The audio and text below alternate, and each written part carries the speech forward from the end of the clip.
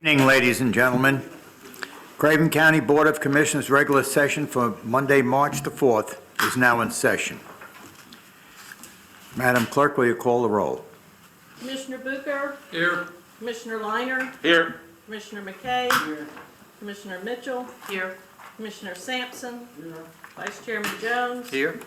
Chairman Mark? Here.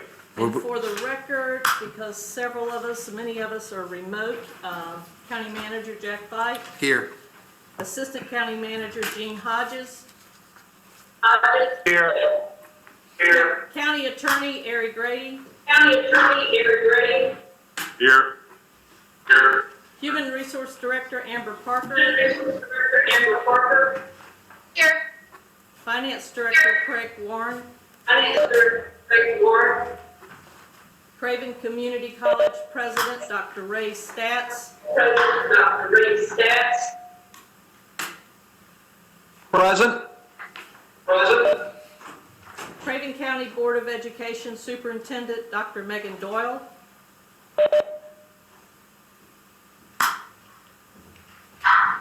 Dr. Megan Doyle,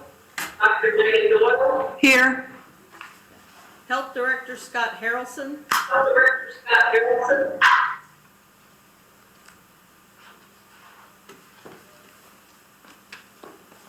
Planning Director Don Baumgartner,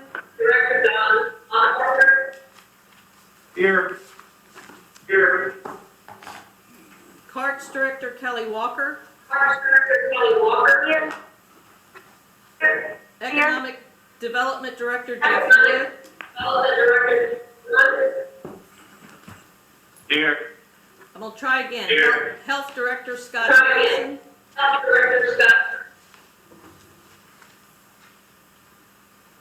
okay, thank you. Okay. I would ask that everyone speak a little loud so that we can hear you, and if the commissioners would speak a little loud so that the other people can hear us. Okay? Let's stand for the pledge. I pledge allegiance to the flag of the United States of America, and to the republic which stands one nation under God, indivisible, with liberty and justice for all. The prayer, please. Gracious God, the men and women assembled here to serve Craven County ask you for a blessing. We pray that through your grace they gain the vision to see clearly, the courage to act rightly, the humility to consider all sides of issues, the love to accept disagreement, the faith to persevere through discouragement and adversity. May they have the wisdom to see our county state as unto your will. We thank you, Lord, for the opportunity to serve and to grow in your service. Amen. Thank you. Do we have any petition of citizens tonight? You want to approve the agenda? Yeah, that's a good idea. Chairman, we do not have any petitioners that have signed up. Thank you. First thing on the agenda is the approval. So moved. Second. All in favor, say aye. Aye. Nays? The ayes have it. Next is petition of citizens, which consists of the consent agenda, minutes of April 20, regular session, tax releases and refunds, Craven Animal Protective Services, Sheriff Budget Amendment, and National Day of Prayer Proclamation. So moved. Roll call vote, please. Commissioner Bucher, Yes. Commissioner Liner, Yes. Commissioner McKay, Yes. Commissioner Mitchell. Yes. Commissioner Sampson. Vice Chairman Jones. Yes. Chairman Mark. Yes, thank you. And now we have the Craven Community College budget presentation. Dr. Raymond Statz. Good evening. Good evening. Well, it's a pleasure to be with you tonight. On behalf of our college trustees and our board chair, Ms. Allison Morse, and our entire faculty and staff and students, thank you for letting me join you tonight. I'm joining you tonight from my office away from office also known as home. But I am thankful for the technology we have that's allowed our college team to stay connected and to continue our work on behalf of our students during this COVID-19 emergency. My presentation tonight will include a brief update on the state of the college and our accomplishments this past year, along with a look ahead to the forthcoming year. And I'll conclude with our annual budget request for fiscal 2021. Next slide, please. It's important for me to begin by saying thank you. Since the college's formation some 55 years ago, the Craven County Commission have been stalwart leaders and supporters. Without hesitation, each year you've marshaled the resources to make and keep our college a community beacon, an exceptional institution for teaching and learning, and a place where new opportunities take hold and is the source of enormous pride for the citizens of Craven County. This past year, next slide. This past year was exceptionally productive from an infrastructure perspective. Indeed, it was a year of completion for many of the major projects that have been years in the making. We opened the Volt Workforce Development Center last May. This phenomenal college, county, and city of New Bern partnership has exceeded our most optimistic expectations. As of March 12, 228 students had completed courses in the center, and more than 100 were attending training when the college paused due to the COVID-19 emergency. These numbers are nearly double what we expected to have in our first year. When I briefed the Commission in February 2017, I predicted that we would very quickly outgrow the initial facility, given the dramatic local need for workforce development education, and that prediction has indeed come true. We're responding to this need, and when the college fully reopens, the Volt Center will include a newly relocated and expanded small business center. We completed storm damage repairs from Hurricane Florence on the Havelock campus last August.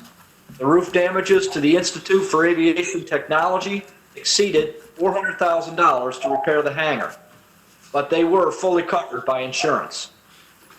Many of you attended the ribbon-cutting ceremony for our $5 million Science, Technology, Engineering, and Mathematics, or STEM Center, in February.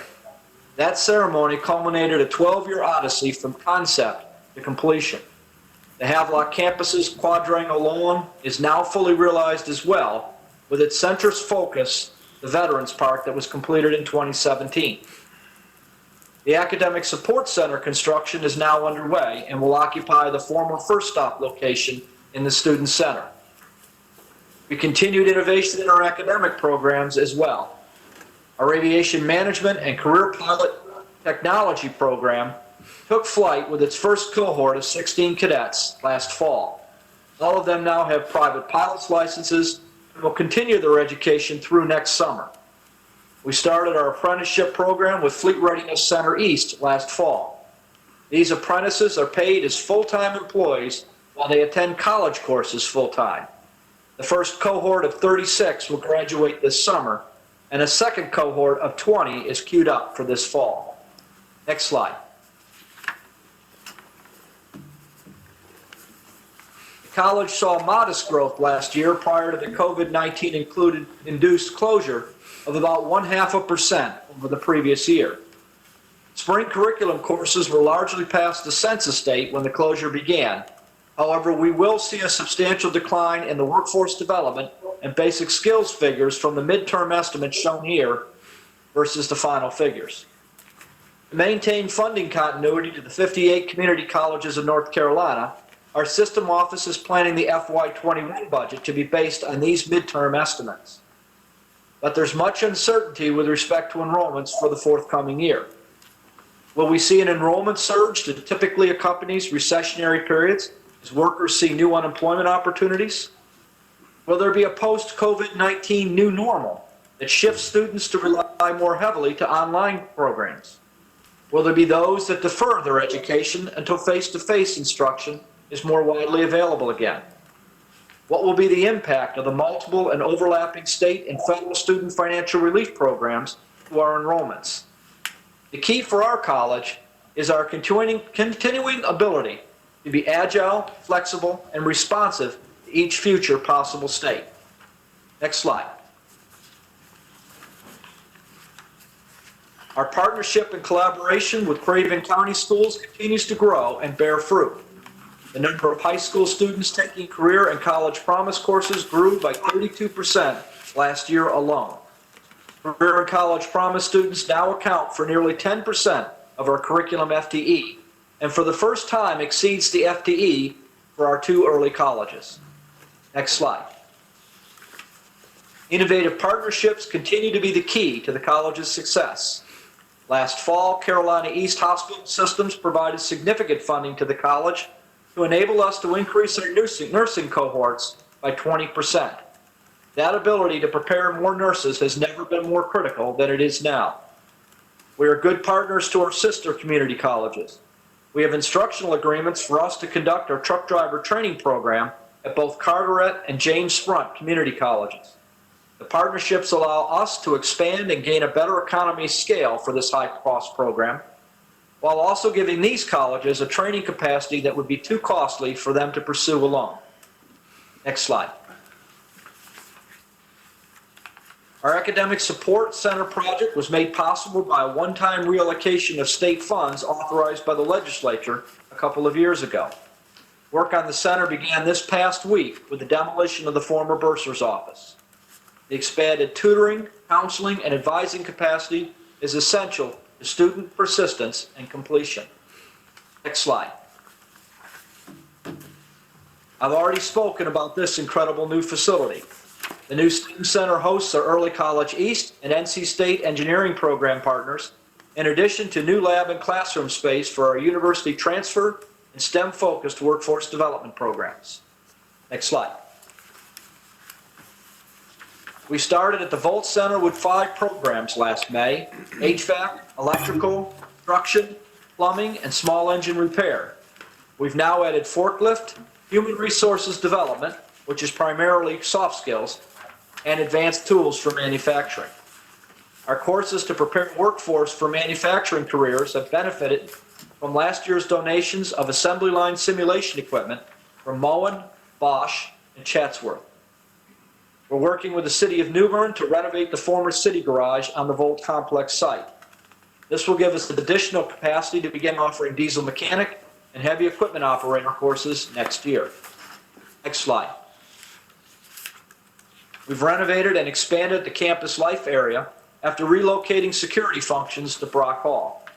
The Student Government Association and other clubs have really appreciated the quality space adjacent to our primary student gathering space. The SGA is also managing a student pantry within this space that has been in continuous operation since the aftermath of Hurricane Florence. Next slide.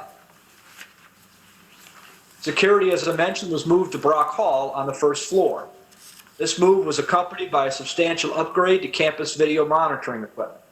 Security monitoring also has been made more discreet by not having their offices in the student center, another change appreciated by our students. Next slide.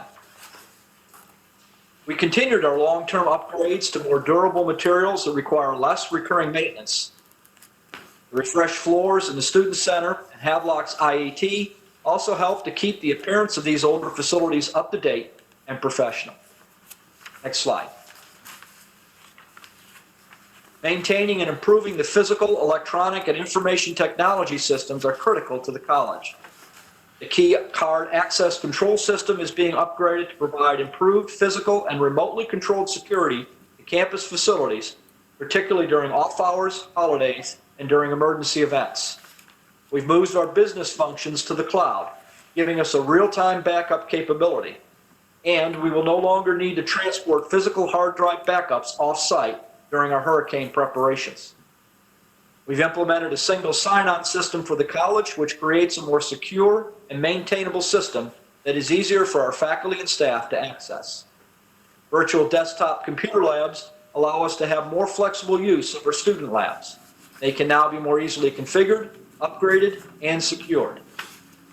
Cyber threats to higher education networks have increased exponentially in the last few years. We're now employing network traps, which are an enhanced IT security protocol that targets and eliminates most cyber threats before they can enter the college's system. Next slide. On March 14th, Craven Community College closed its campus facilities to students and the public as the COVID-19 emergency began affecting our county. During the subsequent 2 weeks, we immersed in an intensive effort to transition our curriculum students who were taking seated or hybrid courses into a fully online teaching and learning environment. I can't overstate how phenomenal this effort was by our faculty and instructional leaders. Before the emergency, 41% of this semester's liberal arts and university transfer FTE was online. 2 weeks later, 98% was online. In career programs, we moved from 35% to 64% online. In health programs, we moved from 28% to 91% online. By total headcount, 90% of our curriculum students will complete the spring semester on time as a result of this transition. We have detailed plans to rapidly catch up the remaining 10% once the college begins to reopen, hopefully as early as next week. We reconfigured equipment and adapted processes to allow more than 80% of the college's employees to work primarily or completely from home. Campus presence was reduced to security, custodial, and maintenance, and a skeleton crew to conduct those businesses and support functions that required hands-on action. Some instructional programs simply must be conducted face-to-face, and hence have been idled by the COVID-19 emergency. The Volt Center's TREADS programs are on hold. While flying training continued for a short while, the program has been grounded since March 30th. We were able to continue nursing clinicals until the first COVID-19 case was presented in the hospital during the first week of April. Sadly, we had to cancel the 10th Annual Community Fabric Awards. We are, however, unwilling to forego the celebration of our students' life-changing educational achievements. And so while we won't have our traditional commencement ceremony as scheduled, we will have an innovative drive-through celebration on Saturday, June 27th. The details of the day's activities are still being fleshed out, but I am certain it will be a life memory for our students, our faculty, and our staff. Next slide. Our rolling 5-year facilities maintenance plan has served us well since it was implemented nearly a decade ago. The campuses are safe, well-functioning, and have never looked better. During the next year, we expect to perform refurbishments in Rock Hall on the New Bern campus and Red Hall on the Havelock campus. We'll continue phased repairs of our roadways and our parking lots. We'll replace the heating system in the Bender Center, where Craven Early College and basic law enforcement training are housed. And we'll continue upkeep on several building roofs. Finally, the scheduled replacement of the Student Center chiller will be deferred till next year, which I'll discuss a little more on the next slide. Next slide. This is our budget request for fiscal year 2021. The operating allocation begins with last year's allocation as the baseline. Our proposed operating budget does not include any requests for new or expanded programs. There were no state funds to pay increases this year, hence we are not requesting any for the county-funded positions. However, required contributions to the state retirement system and health insurance was mandated, which drives the request on line 2. We've seen multi-year increases in utilities, property and liability insurance, and telecommunications costs that are reflected in the next bullet. Lastly, there is the final portion of the STEM Center allocation, which was envisioned when the construction project started in 2016. The requested capital allocation begins with the baseline that has been stable since fiscal year 2015. During our budget presentations, I routinely meet with the county manager, typically in March, to discuss our draft budget and to place it into the context of the county's projected fiscal environment. Our meeting this year took place as the COVID-19 emergency was taking hold. Given my discussions with Mr. Veit, our Chief Financial Officer and I look for areas where we might defer planned capital maintenance in the 5-year plan to provide some relief to the overall budget. Our campuses consist of 15 buildings, and we schedule the replacement of one building's end-of-life service chiller for each year. After consideration, we determined that moving this schedule 1 year forward presents an acceptable risk to the college. Hence, the Student Center chiller, which was noted on the previous slide, has been scheduled for the following year, 2022. In addition, we reduced the scope of several smaller projects to yield a savings in this year's capital request of $127,000. With our overall county budget request is now $4,302,300, with a difference from last year of about $41,000. Next slide. Again, thank you for your support of Craven Community College, and I'm very happy now to answer any questions you might have. Okay, before we have questions, could I have a motion? No, need a motion, this is simple. All right, We're not approving. all right. You have anybody have any questions? No questions? Thank you, Dr. Stats. Thank you very much for your time this evening.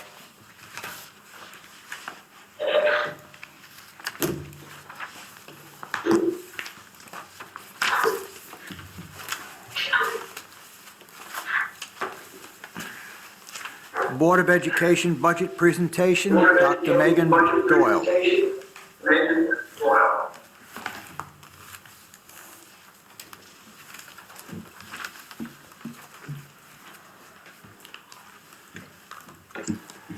Good evening, Chairman Mark Good evening. and Commissioners, County Manager. This evening, I'd like to present the fiscal year 2021 Craven County Schools local current expense budget proposal. I do want to take a minute to celebrate some of the things that have been accomplished in this current budget year, which include celebrations of the Board of Commissioners and our county partners. Our first one is that we were able to increase the teacher supplement from 8.5% to 9.0 for all of our instructional staff this current year. We were able to train all of our educators in 15 schools, we were able to train educators, not all of them, in 15 schools in continuous classroom improvement. We trained our leadership in continuous system improvement and conducted school improvement training for all of our schools, 3 sessions this school year.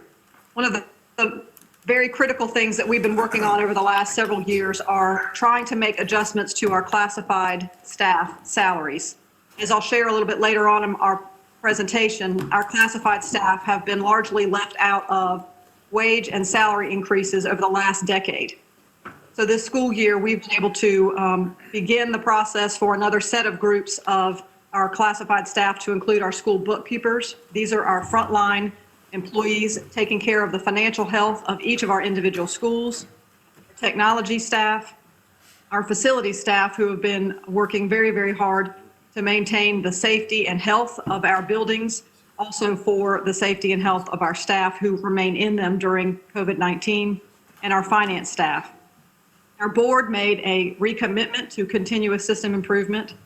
Our early colleges this year continued to earn A school recognition with graduation rates over 97%, and 16 of our schools met or exceeded growth. In addition, we fostered professional learning for our educators for continuous classroom improvement, as I've mentioned, Marzano training. And one of the most significant accomplishments of this school year is also a worldwide pandemic, and that has been our transition to remote learning. Mr. Stats and the work of his staff is to be applauded. And I would also say that the staff and the educators of Craven County Schools are to be applauded as well. Our staff members have transitioned all of our students to remote learning, and every one of our students has been engaged in this instruction and learning. And in addition, this past week, we served over 500,000 meals since the school closure began. Just as a point of comparison, a larger district in this state that serves approximately 170,000 students met that same milestone at the same time we did, for a population of students of 13,300. Our school nutrition and our transportation staff have made sure that the children of Craven County Schools have continued to eat, and in a number of cases have ensured that our families have been able to have one less worry with their children as they have encountered some of the largest challenges in all of our lifetimes. Dr. Doyle? I want to bring us back. Yes, sir. Hey, Is there any chance, we're having a hard time seeing your screen, it was so small. Is there any chance I could get you to send me a copy of that so I can print it off for the commissioners? Yes, I apologize. I was going to bring that over there today. I sincerely apologize for that. No Yes, problem. sir, I We will do actually- that. Mr. And I can Chair- send it to you as soon as I'm done. If you want to maybe table her for just a few minutes so I can get the copies made and she can restart once you have it in front of you. Yeah, okay. What we're going to do, Doctor, is we're going to table this so we can get copies, okay? Just for a few minutes. I'm sorry, can you repeat that? I'm having a hard time hearing you. We're going to table this for a few minutes until we can get copies to the commissioners from you. We'll make Okay, copies I'll send of that it. right on then. Okay.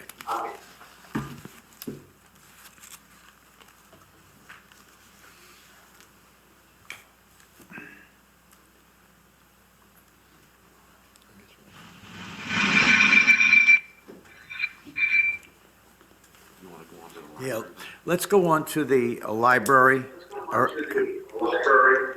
Our attorney, Mr. Grady.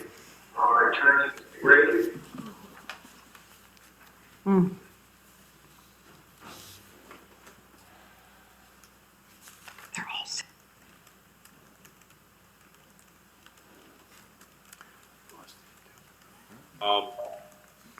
Unmuted now. Let me start over. Good evening. I hope everybody's well. Everybody's well this evening.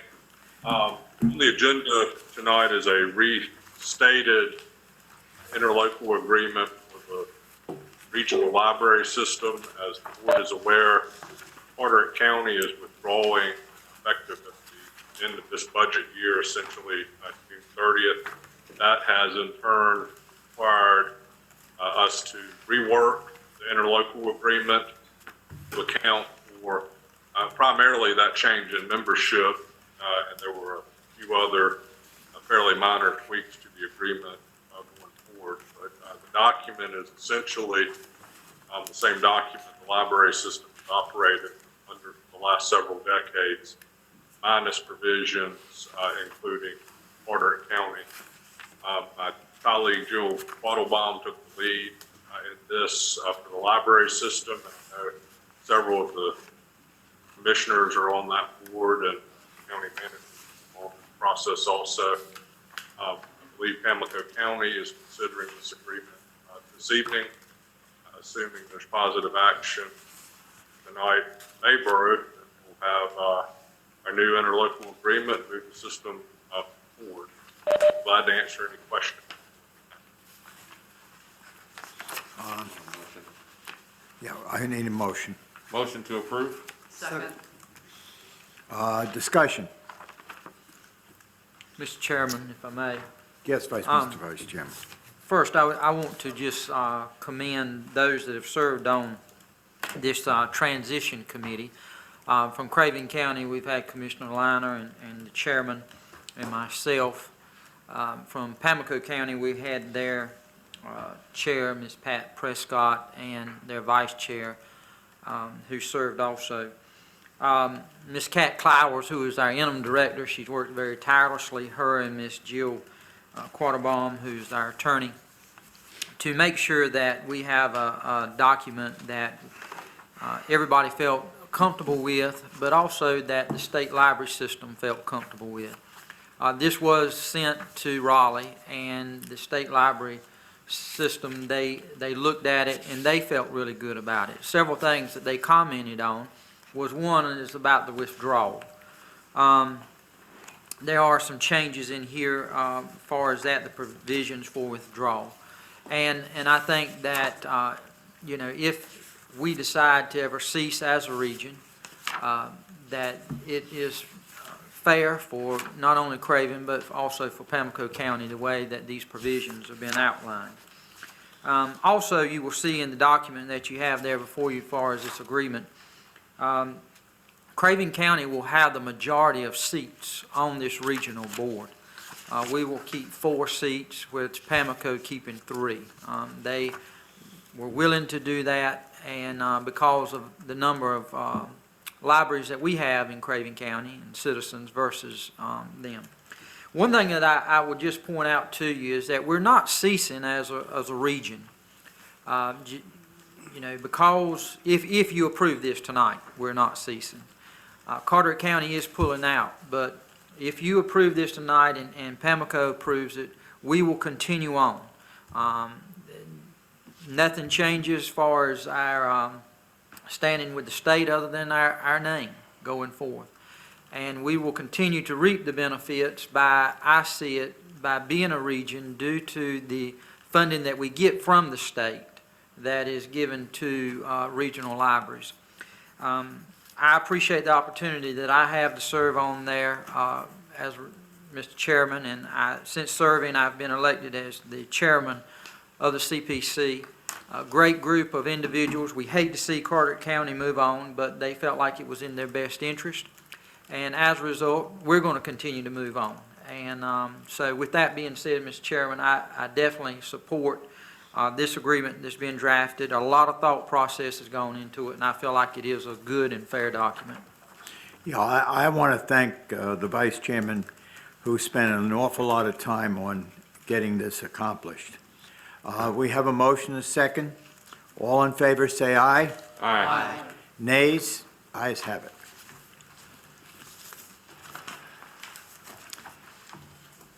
I guess we're going to Scott Harrelson for the Department Matters and the Health Department.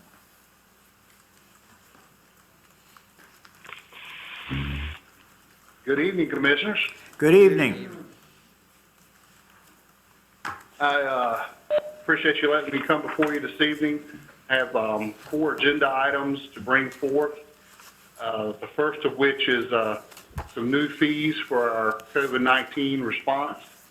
We have actually been doing telemedicine via screen if the individual or the patient has that capability, but sometimes they do not, or sometimes there are issues with the software, and we are looking to implement some new fees for telephone visits, and there are 7 of them laid out in your item submission form, with fees ranging from about $15 to $40, and this will enable us to fall back to a telephone visit if necessary. The other visits that we had with Zoom and some of the other technology out there were actually at the current office visit rate. So these would be the new ones we would need, and I would be happy to try to answer any questions you may have. Okay. I think we'll take each one of these individual. And this one, we don't require a roll call vote, I don't believe. There's no budget on here. We have a motion, So moved. second. Discussion. Being no discussion, all in favor say aye. Aye. Nays? The ayes have it. Go ahead, Scott. All right. Agenda item number 2 is some state funding that we received for COVID response in the amount of $98,592. And with this, we were proposing to, we had to dedicate staff to the COVID response, several nurses, admin staff.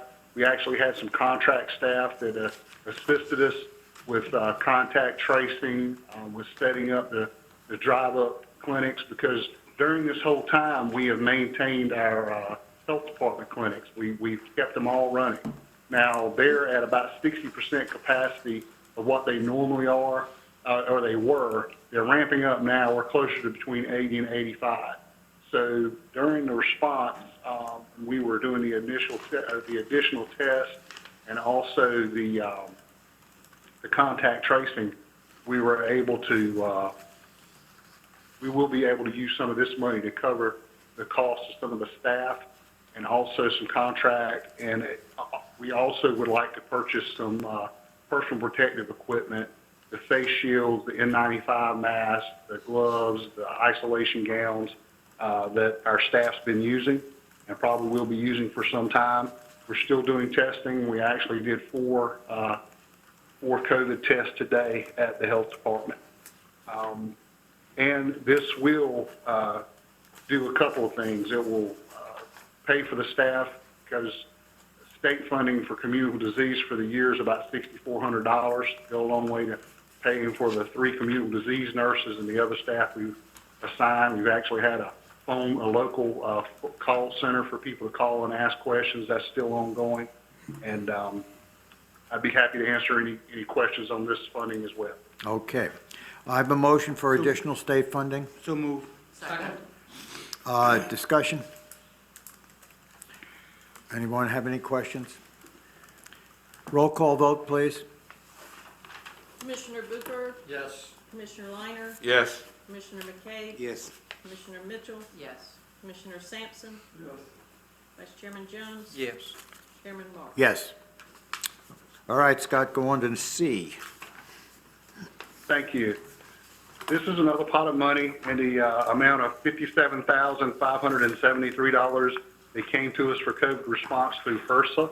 So this is federal funding that came down. And with this, we actually have 2 new providers that have joined our clinic. And because of their hire dates, both of those mid-level providers that we just brought on board will be able to be paid for through this funding. And they work in our primary care clinics, which is the clinic that is dealing with the people who are coming in and being tested and also referred if necessary. In addition to those staff members, we'd also like to purchase some personal protective equipment. And we're purchasing equipment for ourselves, but we're also working with the hospital and pediatric offices, Coastal. We're working with CCHC and several long-term care facilities. We want to make sure that as best we can have all of the PPE that's needed in place. So we have been working in tandem with our community, not only to try to outfit the health department with PPE, but our partners as well, especially for those that are caring for the brittle populations. And in addition, every test we run is to the state lab. We have to pay courier service for that. And also we have been doing extra disinfecting and things of that nature. We'd like to purchase some additional janitorial supplies. Okay. Do I have a motion? So moved. Second. Any discussion? Roll call vote, please. Commissioner Booker, Yes. Commissioner Liner, Yes. Commissioner McKay, Yes. Commissioner Mitchell, Yes. Commissioner Sampson, Vice Chairman Jones, Yes. Chairman Moore. Yes. Okay, Scott. Thank you. Last item is a budget revision for our hospice program. For that, we are requesting, we're requesting $71,500 to basically carry us through the end of the fiscal year. Hospice census is as high as 50. And what has happened with the hospice census is across the board, not only the health department or the county hospice program, but all of the hospice programs. The census has diminished during this time because we are not allowed to go into the rest homes. And there's also, we've had some patients diverted down to the inpatient hospice facilities. So like other hospice programs in the areas, our census has dipped a bit, but we feel like as time progresses and some of the restrictions are eased, hopefully in the weeks to come, that the census will begin to rise again to that basically above 40. We've been in the low 30s. I think that's where we're at right now. And speaking with Mr. Gaskins, the hospice director, and they're on pace this year to have a profit margin of about $250,000. And there was some additional money that came in that was unbudgeted. Hospice cares funding, amount of about $109,000 for hospice. Okay. Motion for additional funding for hospice. Second. Discussion. Okay, no discussion. Roll call vote, please. Commissioner Booker? Yes. Commissioner Liner? Yes. Commissioner McKay? Yes. Commissioner Mitchell? Yes. Commissioner Sampson? Vice Chairman Jones? Yes. Chairman Moore? Yes. Scott, is there anything that you want to add to anything about the COVID-19? Yes, sir. Currently, we have 4 active cases. Our highest number of active cases were 16 on April the 16th. So locally, a lot of the most recent cases have been contacts of already or previous cases. And right now, we actually have a new group of people that we're dealing with that work out of county, and we're working with the employers in the other counties. And I think that what we will really, one of the benchmarks that we're looking at is how many active cases we have at any point in time, and that is declining. The influenza-like illness and the reports that we're getting from the state, they're on the decline as well. I think that we will be ramping up abilities to do contact tracing through via a state program, and it will probably be a look where we have additional tests on hand to test probably more people than if necessary, and then additional help with contact tracing where our communicable disease staff does the initial work, and then we can hand it off to some other people outside of Craven County to do the follow-up with the individuals that are in that will be isolated or in quarantine. Okay, thank you very much, Scott. Thank you all for your support. It's much appreciated.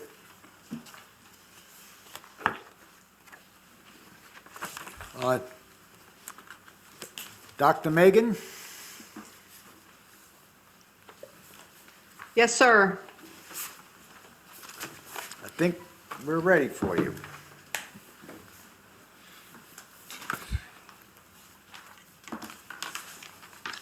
And good evening once again.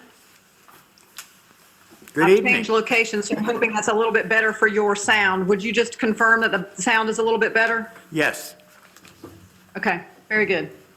So I'm going to just go over the celebrations. I'm going to summarize them. Essentially, the celebrations that we had this current school year are in 2 large areas. One is in training. We have been able to provide a great deal of support to our teachers as well as our school improvement teams and our leaders. The other is in compensation for our employees. We were able, with the county commissioner's help, to improve our teacher supplement from 8.5% to 9% this past school year. And we have recently completed salary studies for 4 important groups, and we hope to be able to continue this work. We have done a little bit of our classified staff over time. These are staff members in the state budget who generally have not seen significant increases in their wages in the last decade, and I'll summarize that a little bit later in my presentation as well. Our early colleges have continued to receive A-school recognition with graduation rates over 97%. 16 of our schools met or exceeded growth last school year. And most notably, our school system has been able to transition to remote learning. 100% of our students and 100% of our staff are learning remotely because of the devices that they've been able to have access to, as well as our own Board of Education's investment in providing wireless access points to both our staff and our students who don't have internet access or cellular access in their homes. And this has been very successful. We are continuing to work hard. As you can imagine, our staff has made a great deal of change in a very small amount of time. And they are understandably tired, as I think our families and our children are too, but they're doing great work and we're very proud of them. One other thing that was, I think, an important point to mention is that our school nutrition staff, along with the help and support of our transportation employees, have been able to deliver over 1 million meals since we closed school on the first day of closure was the 16th of March. And a school system about 10 times our size has served the same amount of meals in the same amount of time. So our employees are just doing gargantuan work in a very efficient and effective way to make sure our children and their families are supported during this time. I'm going to refer us back to the vision and the mission, and some of our Board of Commissioners members have served on the committee that assisted us in developing these two statements. But now more than ever, the work of our mission has been translated into action, and I'm going to read that very briefly. And that says, together with our families and community, Craven County Schools will educate all learners to personal, professional, and civic success through challenging, and what we have done in the last 6 to 7 weeks is personalized instruction. We have 5 large goals, which involve our students and our educators, improving our school performance designations to A's or B's over the next several years, reducing our turnover rate, providing a high-quality curriculum and instruction and assessment program, engaging our community, and implementing a district-wide system of continuous improvement so that we can model a high-performing organizational culture. These are the goals that our budget is built upon and that our board has adopted and has been working on for the last 2 years. Notably also, during those last 2 years, we have had some of the most historic catastrophes that our community can probably imagine, and the work still has continued. And I'm very proud of our employees, our teachers, our leaders, and our students, and our families. Now more than ever, our parents are equal partners in the work that we're doing, and it's just been phenomenal to see how engaged they have been with our educators during this time. As you all know, we have multiple challenges, and I've presented this to the Board of Commissioners as we began to think about our long-range capital facility plan, and we understand that some of those things need to be on hold at this time as we consider the bigger challenge of COVID-19. But these concerns about small schools still remain, and they are becoming more of a barrier because of the high amount of resources that are required to continue the operation of some very small schools. That's not to say that these small schools are not very, very beneficial and very beloved, but as you'll see in the next couple of slides, they are a challenge to staff.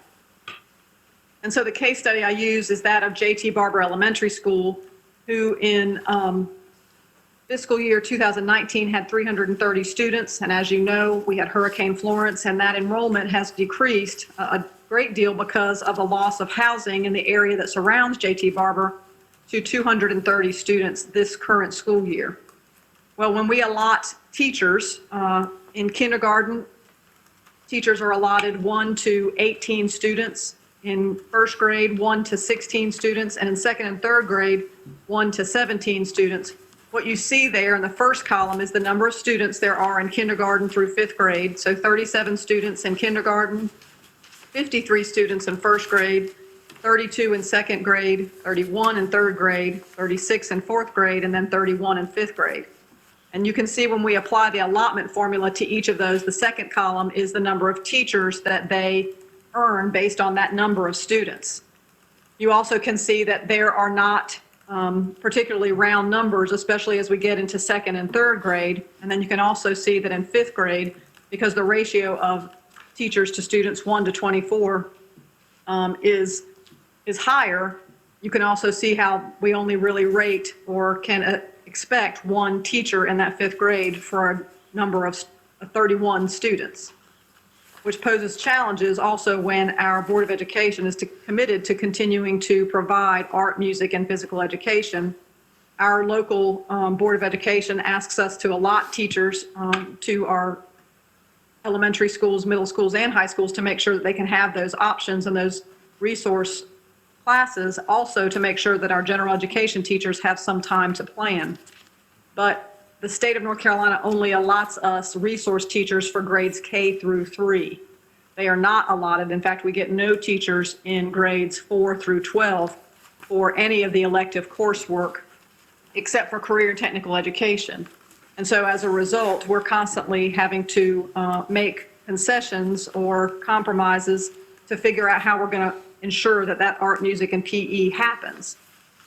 Again, you can see the challenges with class sizes for each of those grade levels. And when you multiply this number by 7 different schools at this smaller number of students, you can see the challenges kind of multiply. I've made this comparison to you before. Oftentimes I compare Arthur Edwards with Graham A. Barden. I've just changed to a different school, Havelock Elementary School. You can see both schools are in the Havelock area. They're both serving populations of students that have a very high military population, military-connected population, and so there's a great deal of transition in and out of those schools. But they both have the same number of assistant principals, the same counselor, one dealing with 305 transient students and the other dealing with 625 transient students, the same amount of clerical support, and a different number of students that have special needs. And actually, Havelock Elementary School is a much newer building. I apologize for that error. The big ticket, though, is the cost of these smaller schools to operate. I've mentioned again before that our assistant principals are allotted one assistant principal month of employment for every 97 students. That in Craven County Schools gives us approximately 12 full-time assistant principals. As a comparison, New Bern High School has 4. And so we are paying locally or with some other funds, some other state categorical funds for approximately 20 assistant principals. Guidance counselors are the same in terms of we don't get a full allotment for the number of guidance counselors that we need in order to provide the social and emotional support and, the school counseling support that our students need. And so these are expenses that end up falling in other categorical expenses, or they fall to our local government to provide support to. And so this number for our small schools continues to grow as our school enrollment transitions across our district and based on the declining enrollment from our military deployments and military transition and transfers, and some of our students making choices to pursue homeschool or in some ways virtual school, although I think that may change in the coming months. Our enrollment continues to see about a 200 student change every year since the 2011-2012 school year. We've averaged about 206 students less each year. Again, you can see how some significant events in the history of the last 10 years, like Hurricane Florence, and we don't know yet, just as Dr. Stats mentioned, what the impact of COVID-19 will be on our enrollment, although I will say that we are committed, and I feel like we're going to have to, as all school districts are, provide both virtual and face-to-face instruction if we are able to come back with some continuity of attendance in the fall. Our system-wide forecast remains the same in terms of the number of younger children that will be entering our school system over the coming years and how those children will cycle through K-5, 6-8, and 9-12. And as you see, for example, our K-5 students decline a bit. You'll also see some of our middle grades students decline about 5 years after that, and then our high school students pretty much stay the same. But that enrollment is affecting the amount of ADM funds that we are receiving. Classified pay is an area that we have been working on. You can see last year I reported this information to you, and I told you that the increase over the 2017-18 year was the average pay increase was about 9%. Well, we've been able to increase that this year to 12.6% and hope to be able to go higher after we implement this latest round of salary studies. We're not looking at, and I don't know what the county manager has heard or the commissioners, but a state budget is just as much, I think, up in the air as it was this current school year. All of you know that we do not yet have a state budget for the 2019-20 school year.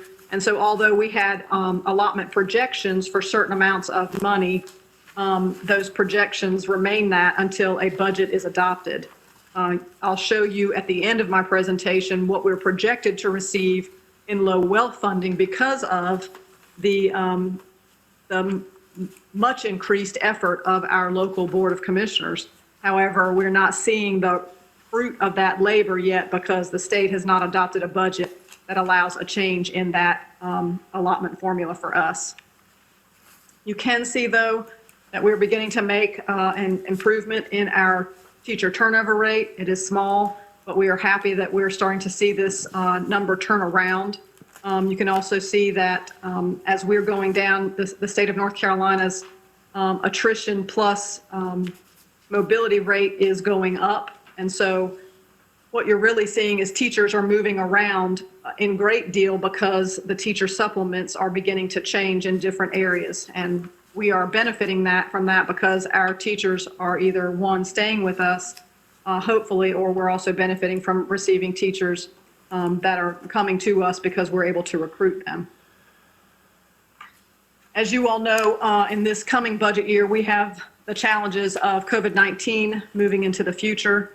We're hoping to hear that we're going to have increased testing and surveillance that will allow our families and our staff, quite frankly, to feel more comfortable about being at work. There's a great deal of work to be done in terms of our facilities and our custodial staff and making sure that there's systematic disinfection of all of our surfaces. And we've been able to do that with very little staff in our buildings during this time. But as we think about bringing large numbers of children into our buildings and trying to maintain social distancing, there are going to be some challenges with scheduling. We don't yet know what the impact of COVID-19 is on the full revenue picture for the state budget as well as any federal allotments. And I'm sure that as you're listening to my presentation, that the local budget and your budget specifically has a great deal of questions as you begin to see revenue coming in from February and March. I mentioned that there could be effects to our enrollment. We are planning for both effects that would decrease some of our enrollment, although we are anticipating that we could see an increase in our enrollment as we are able to demonstrate to our community that we can provide instruction both face-to-face and online, which we've been able to do. And again, our staff has just made an incredible effort in being able to provide that type of instruction, in some ways very, very uniquely in this region. We do believe that we're going to face continued intermittent time periods of remote learning next school year, and all that's going to depend on the amount of infection that we have. And I'm sure that your health director is planning for some of that, and we have been very, very blessed to have the work of the health department, your communicable disease nurses, to support the work that we're trying to do to, again, serve meals to our students and our community and be able to inform us so that we can keep all of our staff safe while doing that.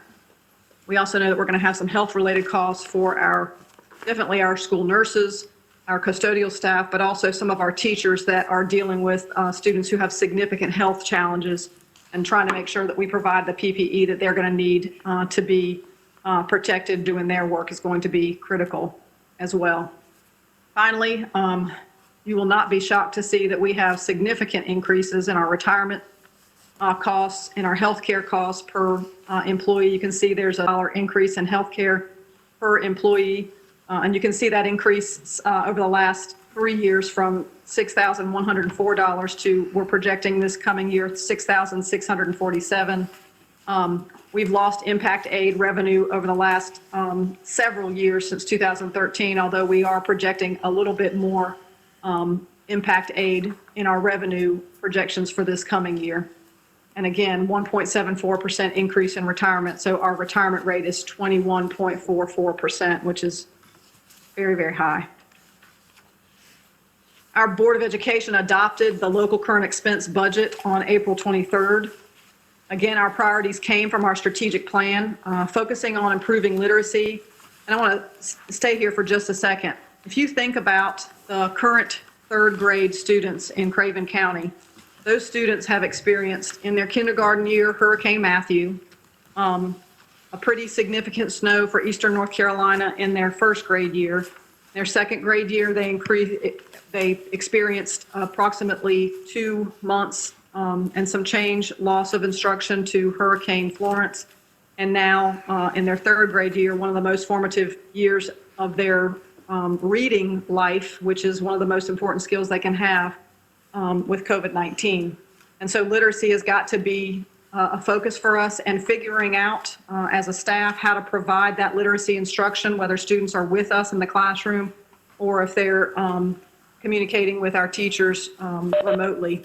That's going to be critical. Also personalizing our instruction so that students who've been able to stay up to speed can keep moving, but also students who may have some gaps or have had some challenges can go at their speed, but accelerate to make improvement much more quickly. These are the challenges that our school system faces, but we are really working hard to address. Continuing with our supplement and wage increases, and then also working on professional learning and continuing with our focus on safety and security. I mentioned the increases in benefits costs. The classified wage adjustments that we were working on are going to cost us approximately $300,000 in our budget. Increasing our supplement, you can see the cost there is approximately $443,000 plus benefits. We are looking at revenue adjustments, increasing our impact aid revenue by $100,000. And you can see the history of impact aid payments there. We are asking the Board of Commissioners to hold the line and maintain the same level of funding that they provided in fiscal year 2020. And so we are not requesting an increase in our request to the county as we have worked with the county manager to understand the challenges that you all are going through in creating your budget. We know that there are some things that we need to consider there. And we're continuing with the reallocation of technology fund that we have done, funding we have done for the last 4 years to move that money to capital so that we can continue to provide those devices for students, which, as you know, have been vital in keeping our teachers connected to our students. You can see the expense adjustments, salary increase, supplement increase, classified wage increases. One other cost has been our athletic trainers. These are professional staff that are attending our athletic events that provide preventative care for our athletes, and then also serve to ensure that there's emergency medical care in case there is some type of significant injury. Finally, and I apologize, this is very small, but our capital outlay budget request includes 2 Category 1 projects over $100,000. One is replacing, and this will be the 3rd high school replacement, the gym floor in Havelock High School. Also, the local fire marshal has put us on notice that we have got to replace the corridor fire doors at New Bern High School to the tune of approximately $150,000. Then we have other Category 1 projects that really all have to do with HVAC and safety precautions. I should note here that we had over $10 million in requests for capital improvements. We have worked to maintain the amount of funding from this past year to ensure that we can understand the challenges that all of us are dealing with, and primarily the county in terms of revenue that's coming in. And then we're trying to continue with our safety upgrades with improving and adding a number of cameras to our school buses. So as you can see, our request in 2020, 2021 is the exact same number that it was in the fiscal year 2020, which we are in now. You can also see that we're appropriating a bit more of our fund balance, and we are also happy to find out right after we made this presentation to our Board of Education that we are projecting, although it's contingent upon a state budget adoption, that we will receive more in our low wealth funding. And I'm going to share that with you because it does paint, I think, an important picture for our commissioners. The black lines on fiscal year 2020 and fiscal year 2021 represent the funding that would stay in place if a budget is not adopted. However, if we had received this year or would receive what our planning allotment shows us for low wealth for next year, you can see that as the line, the green line shows that as the county's per pupil local funding has increased, it has increased the local effort that our county is making to qualify us for more low wealth state money. And so I wanted to share that celebration, that the work that the county commissioners has done will enable us, once we can get back to some type of a regular budget cycle, to receive more low wealth funding because our local effort is much higher. And so at this time, I will take any questions of the Board of Commissioners regarding the Board of Education fiscal year 2021 local current expense and capital outlay budget request. Are there any questions by any of the commissioners? Commissioner Booker? Dr. Doyle, two Yes. questions. The first one relates, if we could go back to the turnover Sure. slide. It looks to me like, and looks like not just us, but the region as well and the state, the turnover has increased from what it was back in 11 and 12, even though the pay, at least in our area, has gone up pretty substantially. What are your thoughts on that? Why would that be the case? And that's my first part of that question. The second part is, what would you consider, part of the question is, does this include retirement as well as teachers either leaving the profession or moving to another district? And then last part of the question is, what would be an ideal number? We're always going to have turnover in any position. What would make you happy as far as turnover? I would like to get down to or below the state average in terms of turnover. That's the answer to the last part of your question. The first part of the question is, yes, our local commissioners have done a significant job in increasing the compensation for all teachers. However, if you look at the 2008, 2009, so this is over 10 years ago, salary schedule, what you'll find is that for teachers in the experience band of 15 to 30 years have received no significant appreciable increase in their salary.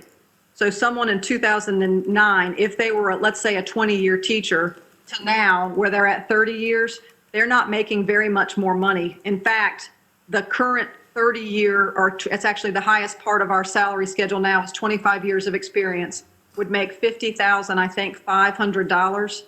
And 10 years ago, a person with 30 years of experience would make $51,000. There's a $500 difference, and actually it was $500 higher 10 years ago. So yes, our first year teachers are making more than they did 10 years ago, but our most experienced teachers, who are also the most capable, skilled, and effective at improving student achievement, are making at or below what they were making back then, and the cost of living is much higher. So I would say that that's a big reason for the turnover. You can see that after the recession kind of ebbed, that teachers began finding positions in other sectors where they could make more money. I'll give you an example.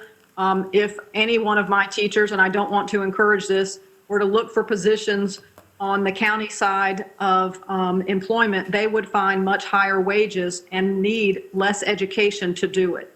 And that is the big challenge for our teachers is, they have families to raise and feed and take care of. The cost of living is going up, but as they're getting older and looking at paying for college for their young adult children, they do not have nearly as much to show for all the work that they've put into providing an education for other people and the children of our community. I'm sorry, go ahead. No, go ahead. Well, I was just, the other question was what your thoughts are on what would be a number you said lower than the state average. I guess my other part of the question then would be, are we losing the majority of the teachers we are losing them to other school districts, or are we losing them to other professions, or is retirement a big part of it? That's a hard question. That's a hard question, Yes, I sir. understand, for you to give a quick answer to, but just your gut feeling. We study this a lot, actually, so I can answer pretty well. The first thing is we lose teachers to areas that have higher teacher supplements in our local region. Right now, that's Onslow. In the greater state, that's Wake, and in the Triangle area. We lose teachers because of military transfers, and that's why I say I'd like to at least be at the state average, because we want and desire our military-connected spouses to be teachers for us. They are some of the best teachers that we have. And so thinking that we're going to get below that is probably not too accurate, but if we could go from where we are to about 12 to 13%, we would be ecstatic. And then retirements, right now, we are getting teachers who are saving and banking all of their sick leave so that they can leave early. So before they have 30 years of experience, and they're retiring early because they don't really foresee any appreciable increase in their salary that will contribute to their retirement in the next 4 years. And so they're making the decision to leave the profession. Okay, thank you. One other question then on a completely different note, and looking at the budget request, and I'm not sure why, but this jumped out at me, New Bern High School corridor fire door replacements. Is that something that we were told we must have? Is that a requirement, or is that a nice to have? Seems like kind of a strange request. It is actually, the fire marshal has gone through and inspected this school several times.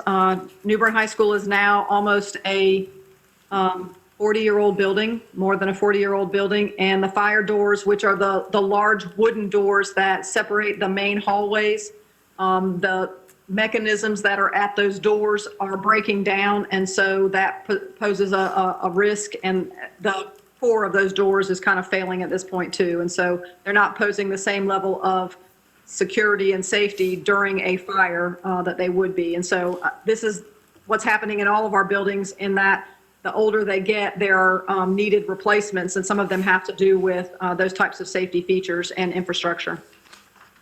Okay, thank you. Any other questions? Commissioner Liner? Dr. Doyle, this is Commissioner Liner. First of all, I want to congratulate you and thank you for what you've done for this community. Thank you. 3 years ago, you got beat up real bad and got raked over the coals by about everybody. But if you didn't do what you did, we would be nowhere near where we're at now. And to be amongst Wake County and Mecklenburg and be out there ahead of them on home schooling is commendable to you and your staff, to having all of the kids having computers, because we were a month ahead of Wake and Mecklenburg in that area. And that's because of you and your staff of getting those kids those computers. Second thing, I want to thank you and your staff. I had the pleasure of riding the buses until you took me off for delivering food, and that was a pleasure doing that.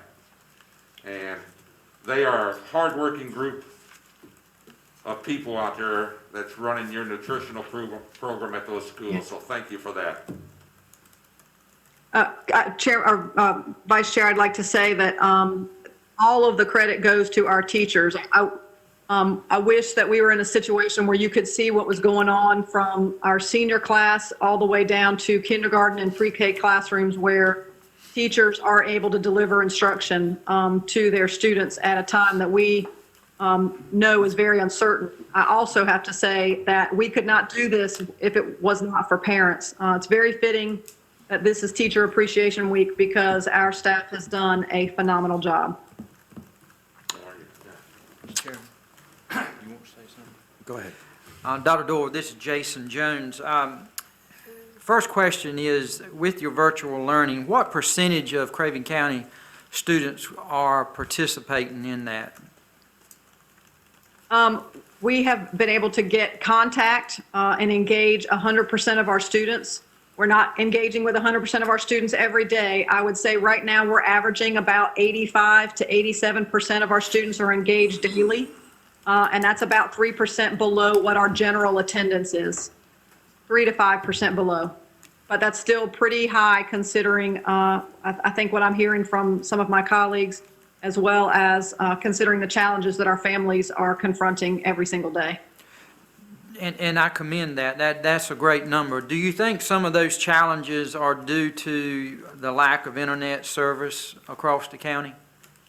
100%. The biggest challenge that our folks have right now is that they're, because mostly probably more than most, because of the in our western end and then in Harlow, we've got areas where we can't even get cell service, and so even providing a hotspot in those locations has been a challenge. I will say that our local volunteer fire departments have allowed us to install wireless access points on those fire departments. That also, though, means our families have to go and park in those parking lots, which they have graciously allowed us to do so that they can get internet access. If we could have that last mile broadband access to families, all of our schools have it, but our families have got to have it. That is going to be what closes the gap of opportunity for our children when these types of events happen. And that's definitely something we need to bring attention to. If we go into another situation come fall with COVID-19, is there anything in the interim that you think that we as a Board of Commissioners could do to assist in what you're just saying, internet connectivity, is economically? Is there anything that we can do to invest to make sure that all of our students, if possible, have access to internet? I will tell you, we are ready and prepared to get hotspots for everyone who need them. The key is making sure that there is some way to access that internet service. Really, the work that could be done on the county side is to lobby our General Assembly, and they're trying to, but our cell service providers and wireless access providers to make sure that that last mile is there. I believe, I have not received confirmation officially yet, that we're going to receive some federal funding to be able to support some of this work. But that is definitely the one resource that we need above all others, is making sure that those children have access to reliable internet access. One other question here. From what the state just passed through their COVID-19 emergency funding that they received from the federal government, do you have any idea how much Craven County school system will receive as a result of that? I don't know the total number. I do know, as an example, when I was just doing some rough math this weekend, the student health portion of it would probably give us an additional $80,000. Again, that's our ballpark figure, which might be enough to pay for one additional nurse or masks for our staff members, that type of thing. There's a number of different options that are provided, and their devices look to be about $250,000, which would be helpful to us. Even though we have devices, it's time to start refreshing some of them, and you can imagine sending them all home may result in a few that come back a little bit dinged up, but that's okay. We're ready to work with that. Those are the types of amounts of support that we are anticipating receiving. I will say that the CARES Act money, the federal money that's supposed to come directly to school systems based on our Title I eligibility, is probably going to be a larger number, but that's also supposed to pay for some of the sanitizing, the cleaning, the student health, and those types of supports for our schools and students as well. Maybe some device purchases also. How many school nurses do we have in the Craven County school system at the present? We have 17 nurses employed at about between 35 and 37 hours each a week. And that's something that we're looking at with the CARES money that's coming down is, and I've been meeting with you, has just been phenomenal to think about how we. Those number of hours. So I think it's somewhere in the middle between the actual two proposals. Do you know much about Thompson Price, Scott Adams? They are a regional firm. They have offices in Cary, Whiteville, Wilmington, and a few other towns in North Carolina. The largest county that they audit is Johnston County, which is much larger than Craven. They also do Pender counties, Columbus County, and Richmond County, Lee County, and Nash County, and a whole glutton of school systems as well. So they're very familiar. I've called references to some of these counties to check, and they come highly recommended. Yes, Commissioner Lyon.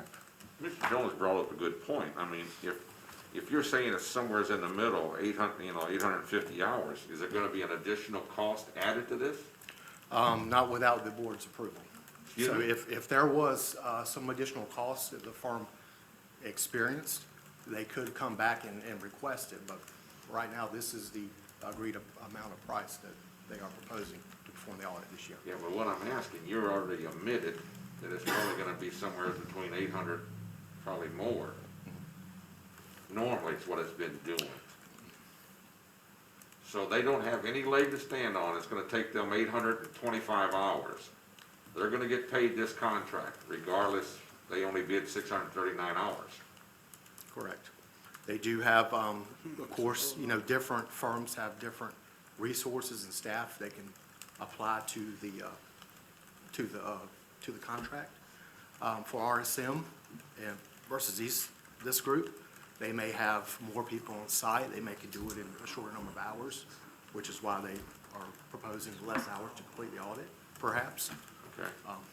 Those are just some of the things that I also looked at when assessing both proposals. Yeah, as I remember talking to the county manager on this, he found that in many cases, they were slow in acting on a number of issues, which delayed or added hours to it, I guess, correct? That's correct. I mean, they've had staff turnover over the past few years, which has also added to the delay in completing the audit. And with that, you have, younger staff that come in that aren't very experienced. And compared to the staff with Thompson, Price, Scott, Adams, each of them have, in the neighborhood of 15 to 20 years of experience. One of their members is a 30 years of experience as a retired finance officer. Right. Okay, Mr. Chair? yes. Question, how many years has RSM been doing our audit? Quite a few. They've been doing it since the 80s. Just as a comment, as a general rule, it's recommended that you switch audit firms periodically because it gets to be too familiar, too many relationships. You need fresh eyes and fresh blood, so I support this. Okay. Can I have a motion? So moved. Second? Second? All in favor, say aye. Aye. Nays? Ayes have it. Thank you. The second item I have on the agenda for your consideration is a resolution designating agents for a public assistance application. As a result of the impact sustained by the COVID-19, the state of North Carolina was included in the federal disaster declaration issued by the President on March 25th, 2020. This declaration authorizes the allocation of federal funds to assist communities in their response efforts.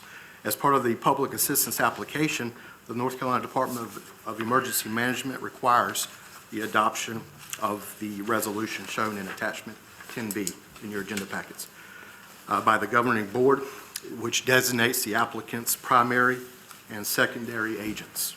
It is recommended that the board authorize the finance director and county manager to act on its behalf by adopting this resolution. Do I have a motion? Second. Okay. Any discussion? Being no discussion, all those in favor say aye. Aye. Nays? Ayes have it. Thank you. Thank you. Appointments. Let me get to the appointments here. Pending appointments are the Adult Home Advisory Committee, which right now I don't think is a good idea. Nursing Home Advisory Committee, Juvenile Crime Prevention Council. We do have an application there, I think, don't we?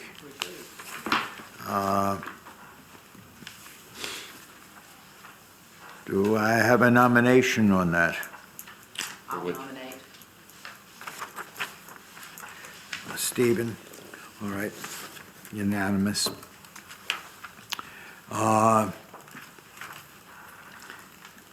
Current appointments, we have Craven County Child Protection Team, we did that, Community Child Team.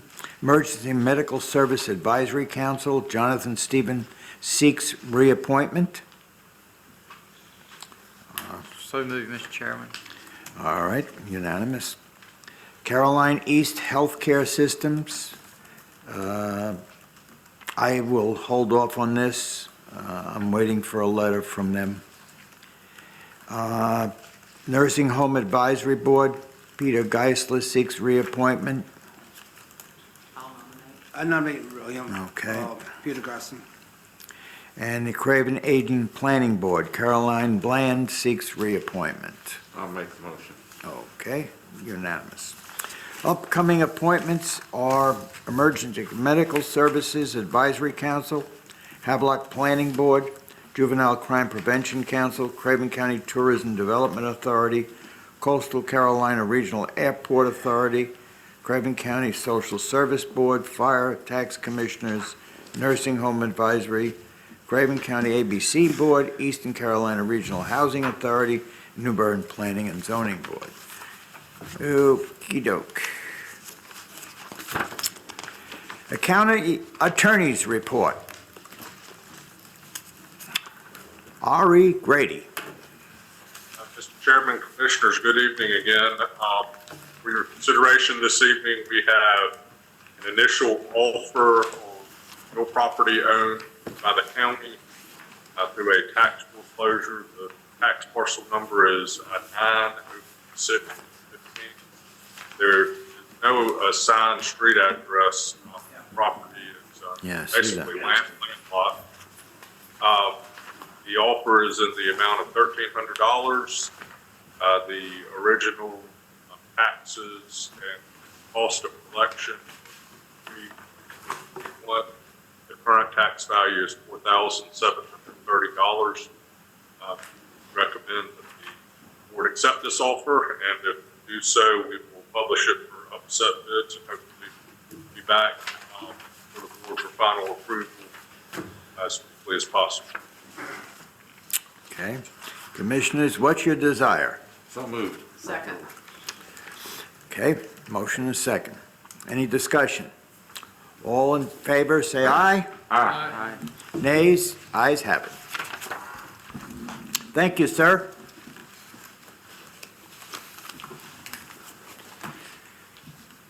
County Manager's Report.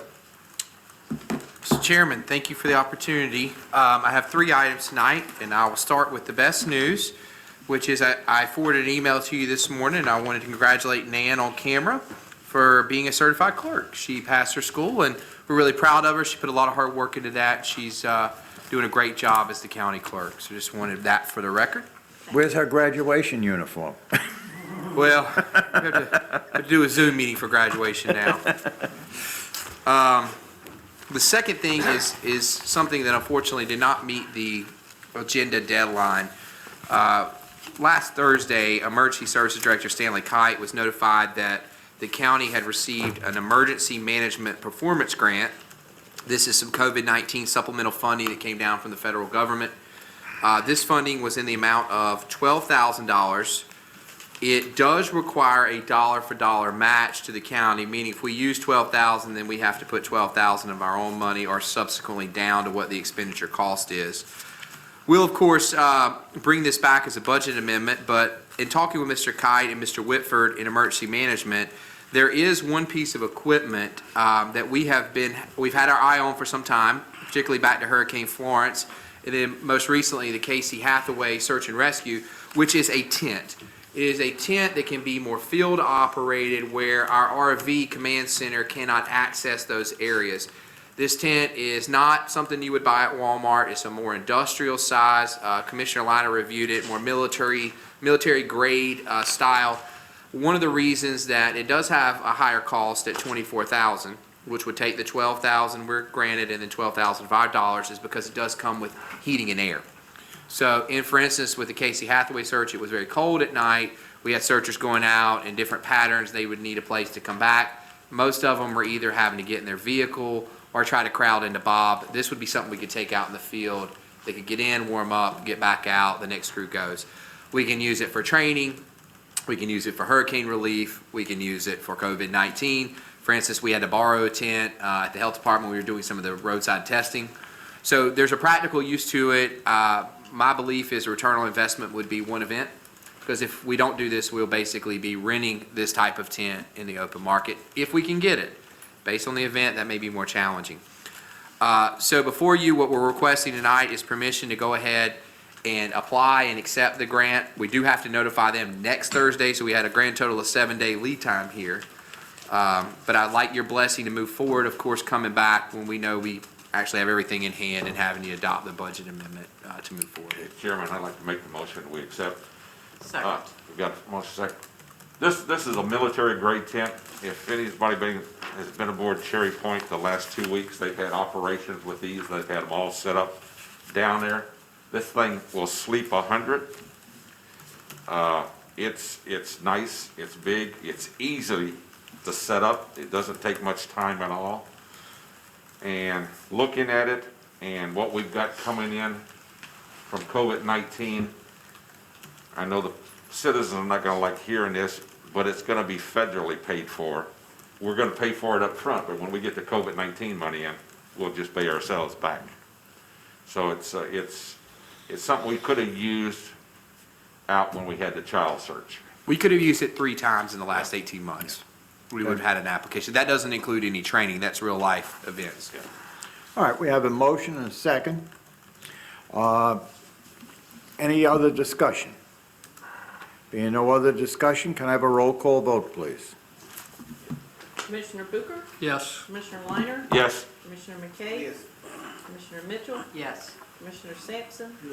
Vice Chairman Jones? Yes. Chairman? Yes. Mr. Chairman, the last thing I'd like to do is if commissioners would bear with me and get your cell phones. I wanted to talk real quickly, your calendar out. I'd like to talk real quickly with you about some budget work session dates. Just like Dr. Doyle did and Dr. Stats did tonight, we'll be presenting our budget to you at your next county commissioner meeting in 2 weeks. We had a tentative schedule going back when we were talking in the winter. Of course, everything has sort of gone off the table, and Craig and I have had to very quickly get this budget done in a very unorthodox manner, which has taken away much of our lead time. So you'll receive the budget on May 18th. We had initially scheduled budget work sessions for the remainder of May 18th after your commissioner meeting, May 19th, May 20th, May 21, and we kept May 22nd as a kind of a burn day if we may need it. My suggestion would be we'd like to give you the budget on the 18th, let you have the rest of that day and the 19th to then review it. We'd like to come in from 8:30 to 5 on the 20th. We'd like to take the 21st off so Craig and I can regroup and prepare for the next session, which we would propose to be May 22nd. Again, 8:30 to 5. Monday, May 25th is a holiday. That is Memorial Day. We would propose to meet on May 26th from 8:30 to 5. Take 27 off and come back on May 28 at 8:30 to 5 and leave May 29 as a flex date should we need it. And what that'll do, it will allow us to go through the book with the commissioners and leave June 1st as the public hearing date for the budget, which you'll also set at your next meeting. And then we could, of course, have work sessions after you get feedback from the public and after we've been through the book. As I've stated to most of the commissioners individually, this budget is extremely challenging because of the revenue shortfall that is anticipated based on the last 3 months of what we've gone through with COVID-19. It's very, very hard to predict what revenue trends and personal expenditure habits are going to be like when we pull out of this. We certainly know that there's some things in the county that have fared pretty well. We collect property taxes before all this hit, so that was okay. But some things have gone to virtually zero, like convention center rental rates. It is zero, and it has been zero since the start of this, and we had to close the facility. Who knows what people will be like on booking the facility and traveling and things like that, so there's a lot of unknowns. We look forward to working with you. I think it's going to be a challenging budget. There was some movement Saturday, as many of you heard, in the legislature to provide some money to counties. We're still trying to sort through that. It certainly wasn't the number that was originally proposed. It was a compromise, which is good. We've just got to make sure that money can be used in a manner that helps us with the revenue costs that we're going to next year. That's our budget issue, is a revenue shortfall, not a COVID-19 expense problem at the moment. So that may change, but I wanted to give you a piece of that. If you have dates that don't work, I'm fine with that. We can rearrange this. I just need to hear from you on what works best. All right, well, you want to give them a day to get back, or? Sure, that'd be fine. Yeah, I know I can't make the 28th. So 28's bad? 28th's bad, 28th's gonna be post-op. Okay. We may move relatively quick, particularly taking a day in between to kind of catch up. With, you guys can move ahead, Craig and I'll kind of fix back. So we may be able to move quicker, and we're giving ourselves a full day, 3 days prior to 20th. You may have a chance, an outside shot at getting through it. It just depends on where we get, where the discussion leads. Jack? Yes, I just sir. want to make sure I've got these dates right now. I've Okay. got the 18th is our meeting, Yes. and then we would continue that day. No. No. No, sir. No. You would receive the budget that day, Okay. take the rest of that day and the 19th to review it at home. And then the 20th, we would come back, Yes, sir? and the 22nd, Yes, sir? and the 26th, Yep. and the 28th. Well, the 28th's in question. But it's a date. It's a date, though. Yeah. We could do, would 27 help you at all? 27th, I'm having shoulder surgery. That's right. So truthfully, I don't know if I'm gonna be able to be here 28th or the 29th. So Gotcha. it may be that date, if that's one day I can't make, either catch me back up or I can be on the phone, but it's should be doubtful I'm gonna be. We should be finished. We should be finished. Yeah, I think we're I really gonna be think- finished. I think Yeah. we'll be finished. Yeah, I do too. And I don't want to disrupt the whole. Okay, well, we'll leave that date there just in case. Okay, fair enough. And if you were able to phone in, we could do it that way too, okay? Works for me. Good, Mr. Chairman, that's my report. okay. Thank you. Commissioners' reports. Commissioner McCabe. I'm going first this time, huh? That's good. I have a few things here. On February 29th through March 4th, I did attend the conference in DC, where also at that time, I had a chance to meet the president, Donald Trump. He made a good presentation on the stage, and also he spoke very well. I also met General Colin Powell. He was there. He did a nice presentation there. And I'm not gonna get too much in detail on everything, but I do have some press release for all the commission to read the Legion. And I also have, I probably ordered the books, but General Powell, he signed almost 9,000 books with his own hand signature, but printed. So I have books here for every commissioner. You read them when you get ready to read them. Thank you. I had the magic marker and some of the things rubbed off, so I don't know which is which. This is, it's Johnny Sampson, I believe. And, this one here is, Kirsten Jones Thank you. and Tom Moore.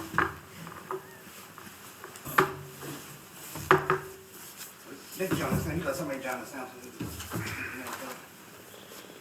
Ms. Mitchell? Yes, sir. Thank you. And this real dog, in case who it is. And Warren, he's over there. I got one for you, Warren. And clerk. And I also have one for, there's a mother. Thank you. See a lot of books in them. Thank you. That was very See how much I thought about y'all, everybody? This is human resource. And so, and also here I got assistant county manager, and I also have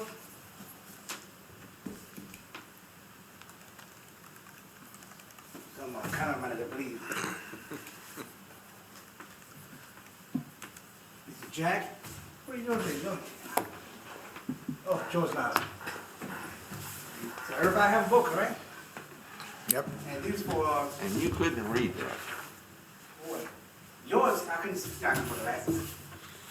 But anyway, county manager, we give this to all. I would. all Thank the you, staff. sir. Appreciate you thinking about us. Even in the back, the names on them, you can see them. Yes. At the end, I'll get together and give you guys And this is the press release that you got to read, if you ever get a chance, Mr. Jason. And Mr. Chairman. And you probably ought to read some of it anyway.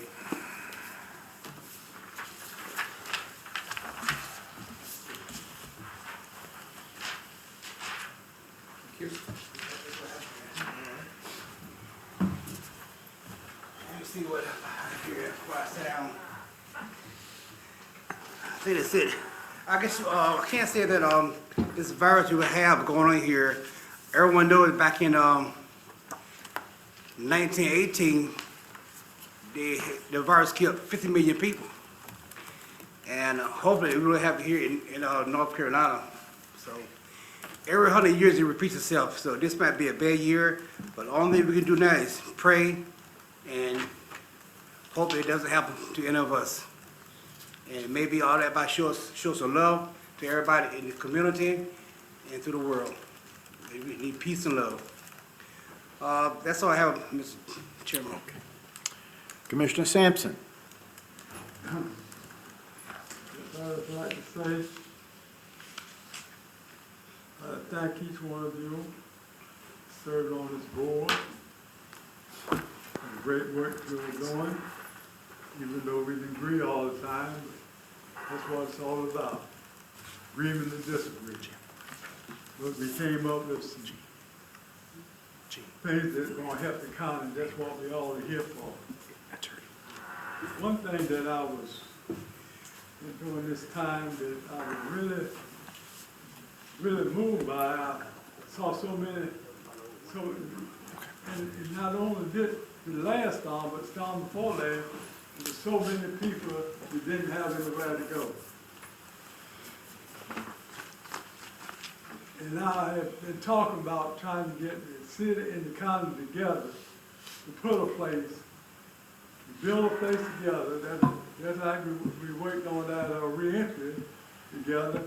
I thought we could work on that, building a big place that the people come in town, the people already here, that if they didn't have anywhere to go, we would have a place for them.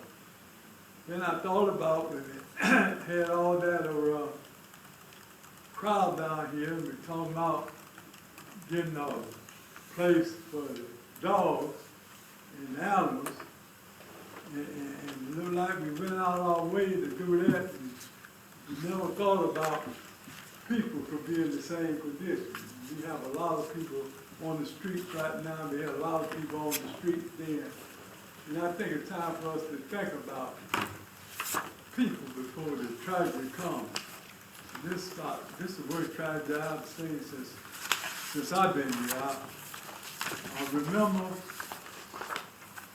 just about right after I was born, just the year before I was born, the Hoover's time. A lot of you won't remember that, but I was born in 33. That was the worst time that I can remember hearing my parents talking about how bad it was.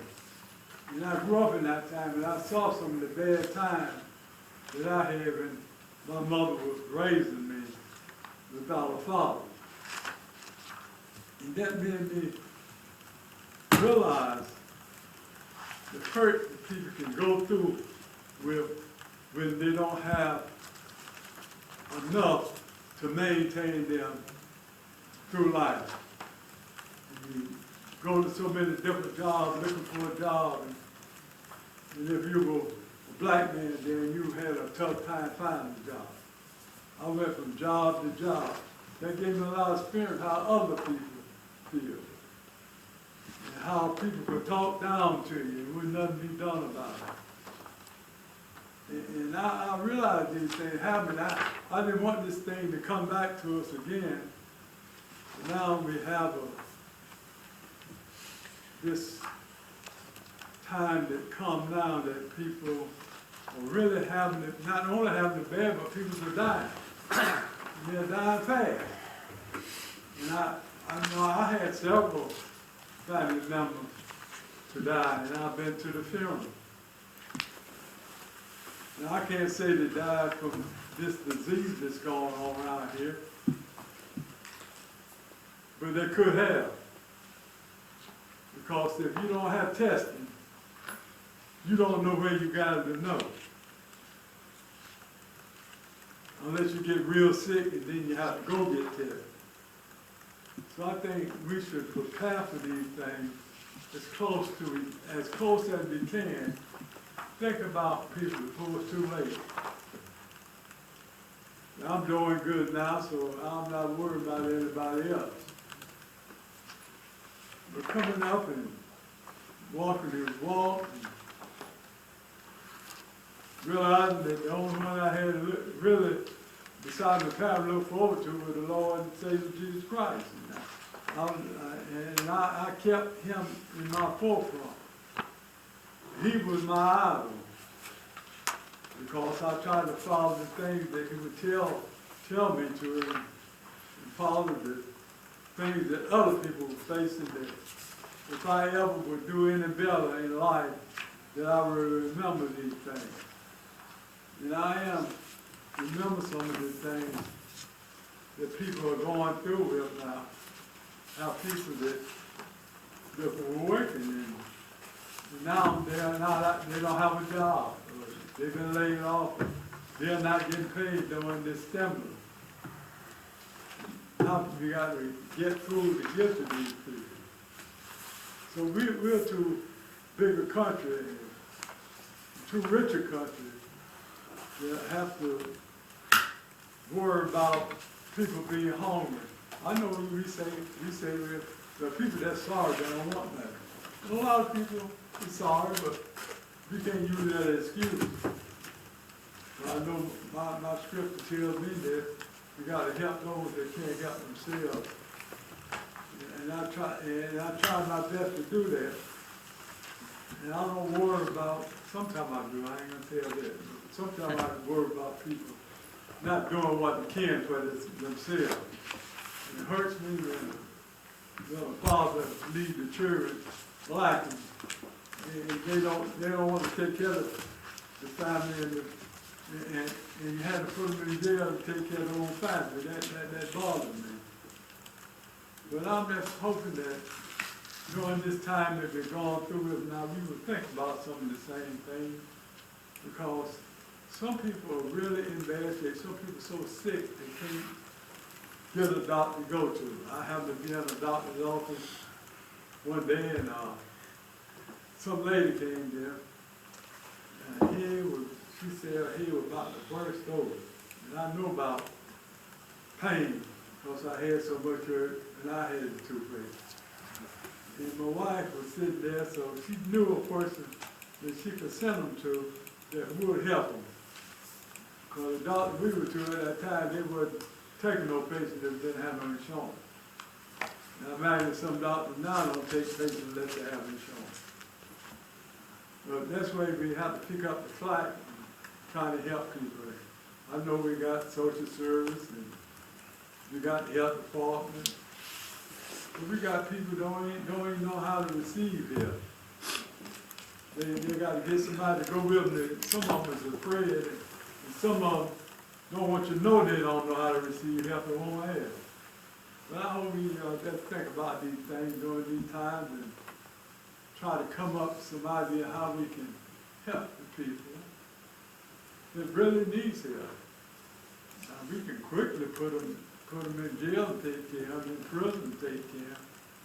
But when it come down to give them a helping hand, when they're really down, they want to do something. And I want to help somebody who wants to go to work. And I even sometimes help somebody who don't act like they want to do anything. Because I don't know, I might have some kids the same way, somewhere that laying around don't want to do nothing. But I like to follow the scriptures, and I know I don't follow it 100%, but I like to follow it as close as possible. That we help those who cannot help themselves first. And then those who, on the wayside, that don't want to do nothing, we can help them too. That's all I have. Okay. Commissioner Liner. Sir, all I've got to say is I want to thank the community. This community has come together, this community has helped, has done a lot out there. I mean, our first responders, we all talk about them, and to take nothing away from them, they've done excellent and great. But our normal, everyday people have stepped up and is helping their neighbors, going around doing things that normally doesn't get done, showing their time and everything else. So I say thank you to this community and our people in this community for keeping it peaceful, helping one another, and following the instructions. And my thanks go out to the chair and the vice chair for keeping us abreast on our daily calls. I make sure, I try to be available. I know at 12 o'clock, if I get a phone call, I know who it's from, so I sort of expect it. So that's all I have. Thank you. Commissioner Mitchell. Thank you, Mr. Chair. I'd like to echo Commissioner Liner's comments over thanking everyone who has gone the extra mile 100 times over and over again, and frankly, most of the time with a smile on their face, with very minimal griping, which is, this has been hard on all of us. We don't say that, but it has been. So thank you to everyone in the community, to our first responders, to our staff, and to the chair and the vice chair with it. The other thing I'd like to say is a recommendation that all of our citizens use their own judgment and use common sense. Regardless of what the president or the governor does, if you feel like you're vulnerable, stay home. Just because things open up doesn't mean that you need to relax your vigilance. And we all need to recognize that our personal health is our personal responsibility, and our families are our responsibility. And if you have a health condition that puts you at greater risk, whether it be diabetes or age or a heart condition or lung conditions, don't go out. Stay home. Our first defense is our personal decisions not to expose ourselves. So, thank you. That's all. Commissioner Booker. I have nothing. Vice Chairman. Mr. Chairman, yes, if you will allow me just a few minutes tonight, I do have something that I'd like to present to my fellow colleagues here. At our last meeting, this Board of Commissioners voted to send Governor Cooper a letter asking him for local authority as it pertains to when it is safe for Craven County to reopen and phase out of the stay-at-home order.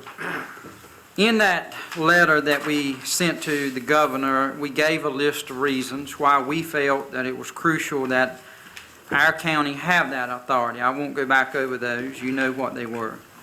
Since we approved that letter, which was 2 weeks ago tonight, in which we were not given the authority by the governor as we requested, as a result, many of our citizens have called, all of us, I know, our business owners, and they've stressed to us that they are on the brink of financial ruin.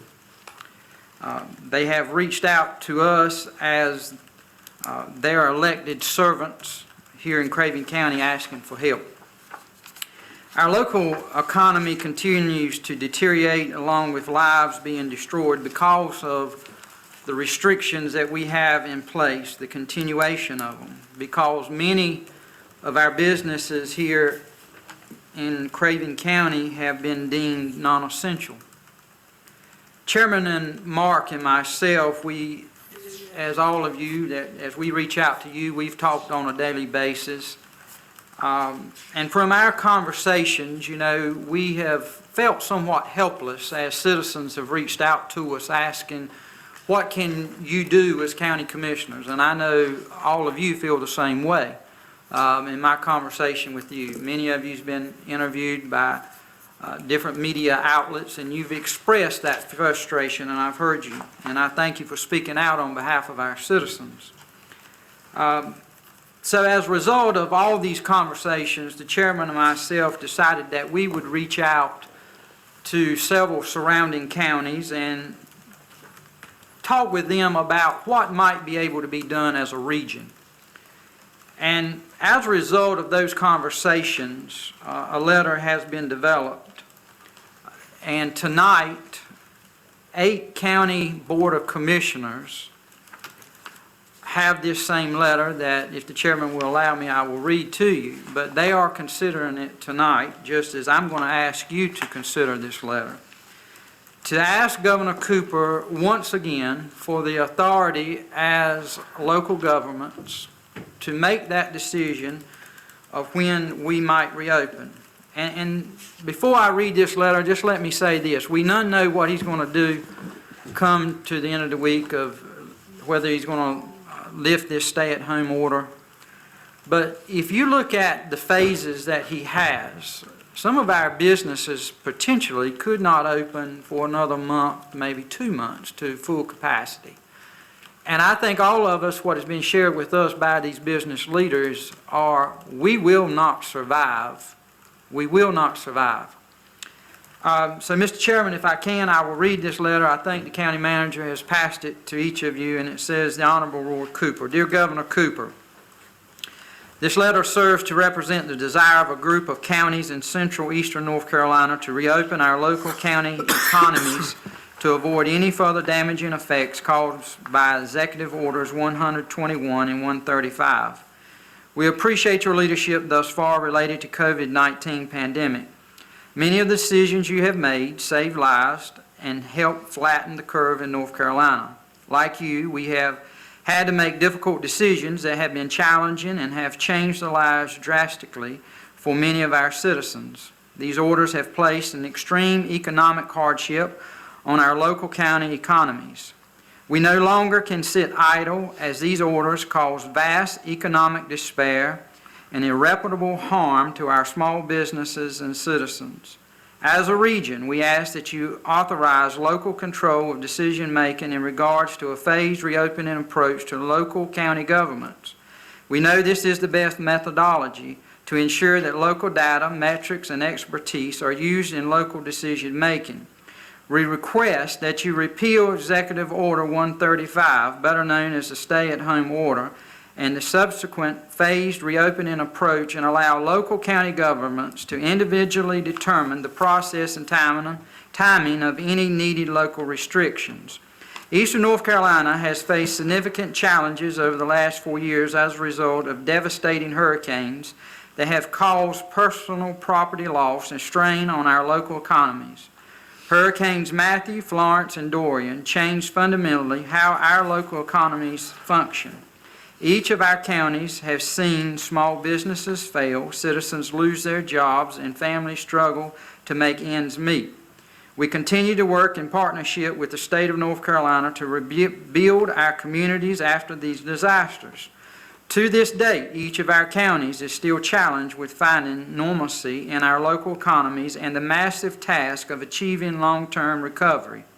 We have worked collaboratively with the state of North Carolina in a manner where local government input and citizen input was valued and helped develop the direction for which we create a recovery plan. County governments have always been a partner in these discussions and served as the front line for local recovery initiatives. We're asking that the state of North Carolina and county governments follow that very same process as we begin the reopening of local county economies. County governments have worked in unison with the state of North Carolina, like in times of natural disaster, to help flatten the curve and slow the spread of COVID-19. Counties have served on the front line as our public health departments take on the responsibility of testing, contact tracing, and caring for the sick during this pandemic. Our local data collection and ability to interpret such is the key to understanding the timing of when our local economies can begin to reopen in a safe manner. We all recognize that certain restrictions must remain in place to ensure that our local counties remain focused on slowing the transmission of COVID-19. We, however, feel those restriction decisions should be made at the local county level. Local county governments would continue to seek consultation with our local hospitals, local health authorities, and state health experts to make educated decisions in regards to reopening. As local elected leaders, we take these decisions seriously and will use all the tools and information available to protect our citizens and vulnerable populations, and at the same time restore the economic health of our counties. We come with one voice to defend our local business, industries, and the overall economic well-being of our citizens. Our goal is simply to request local authority of decision-making and avoid being grouped in a broad-based statewide decision-making model. Our rural geography and low population density should not be lumped together with much larger urban counties that face very different challenges. We all agree that the most recent data clearly reflects that the curve in central eastern North Carolina has flattened, and that our timing for reopening should be much sooner than other parts of North Carolina. Our region of North Carolina is unique, and our counties very diverse. But we all agree that the challenges facing the Triangle, Triad, or Charlotte regions of North Carolina are greatly different than that of central eastern North Carolina.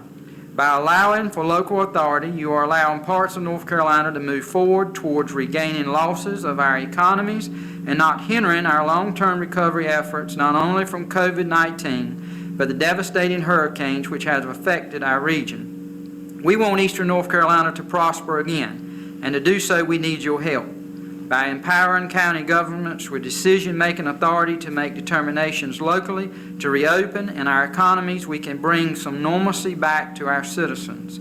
Additionally, we request that you communicate with the local county leaders in our region to further address our concerns. With regards, and if we approve it, our chairman, Tom Mark, would sign it. And Mr. Chairman, I ask that it would be considered tonight.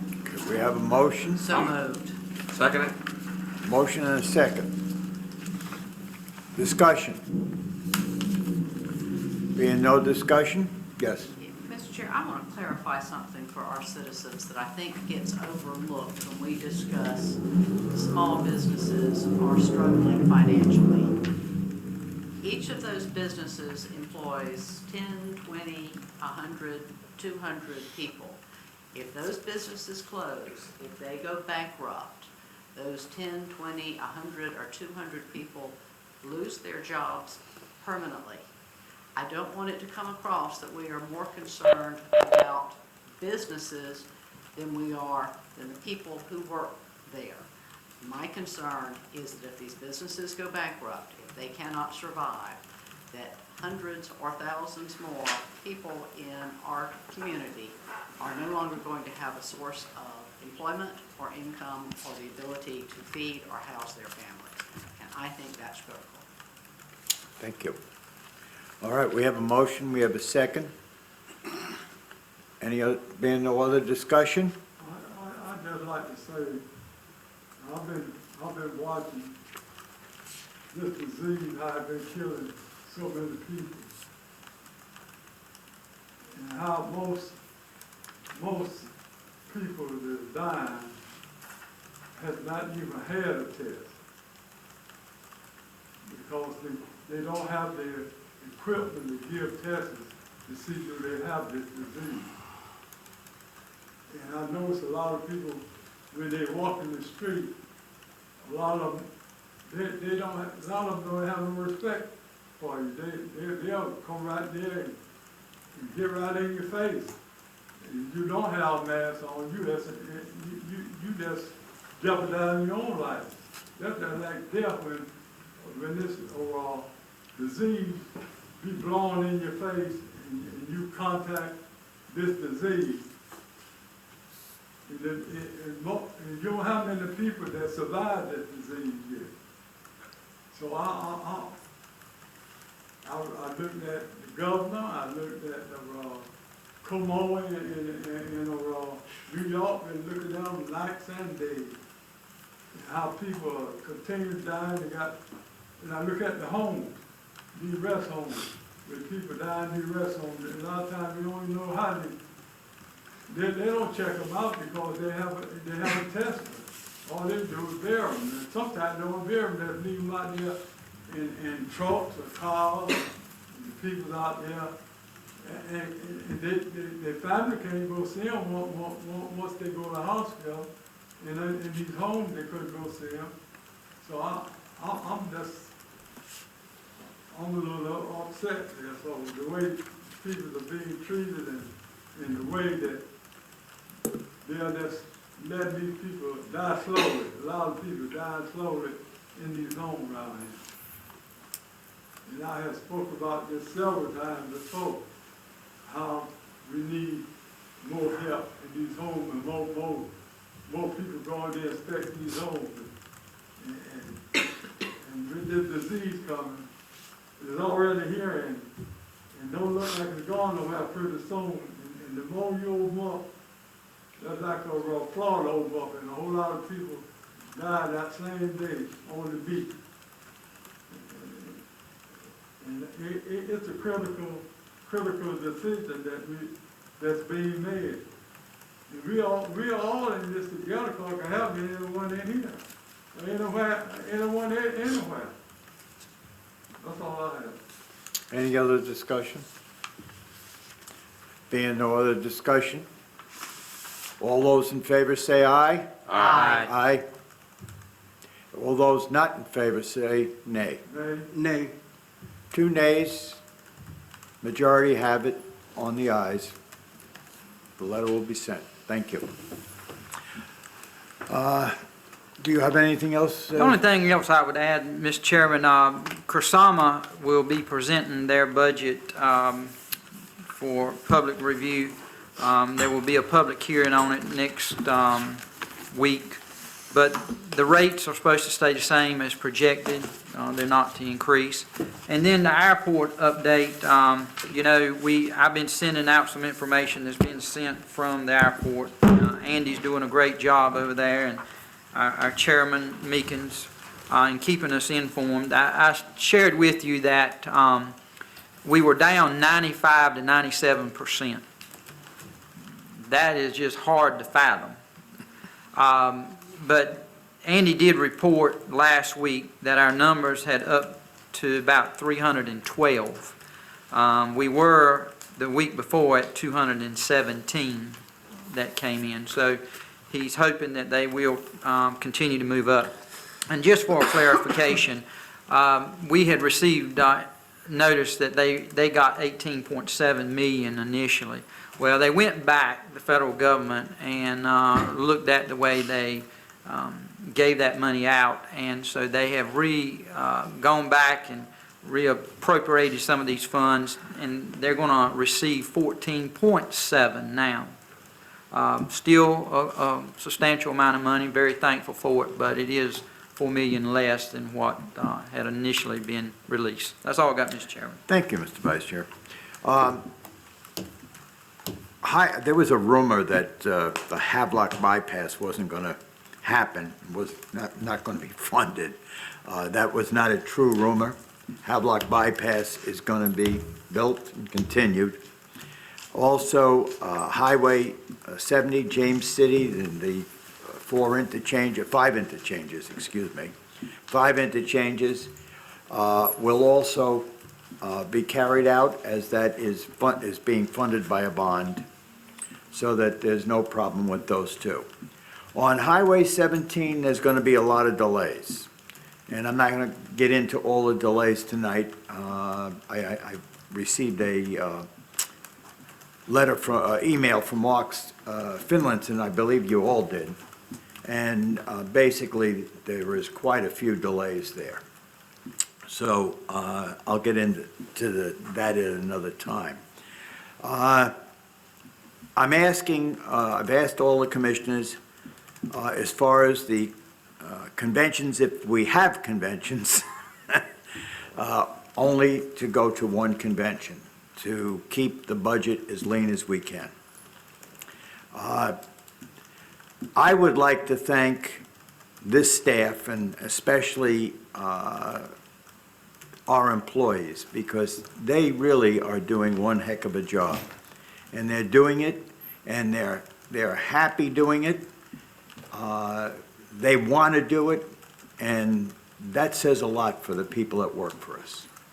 And I certainly want to congratulate the staff that we have for the work that they have done, and the work that county manager and the assistant county manager have done. The one thing I want to remind everybody, wash your hands for 20 seconds, distance yourself by 6 feet, and maybe we'll all stay alive.